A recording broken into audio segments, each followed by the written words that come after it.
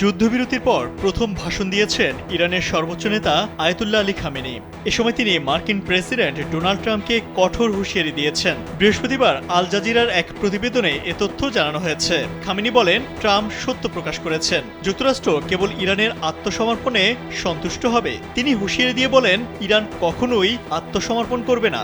আমাদের জাতি শক্তিশালী। তিনি বলেন, ইরান যুদ্ধে জয়ী হয়েছে। তারা আমেরিকার মুখে এক কঠিন থাপ্পড় দিয়েছে।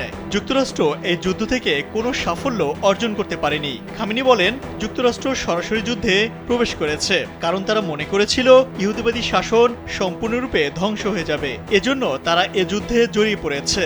এর আগে সামাজিক যোগাযোগ মাধ্যম এক্সে এক পোস্টে জায়নবাদীদের বিরুদ্ধে জয়ের জন্য অভিনন্দন জানান। তিনি বলেন, ভ্রান্ত ইহুদিবাদী শাসনের বিরুদ্ধে বিজয়ের জন্য অভিনন্দন।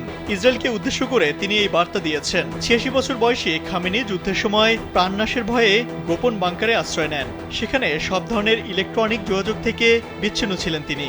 এমনকি শীর্ষ সরকারি কর্মকর্তারাও তার সঙ্গে যোগাযোগ করতে পারেনি।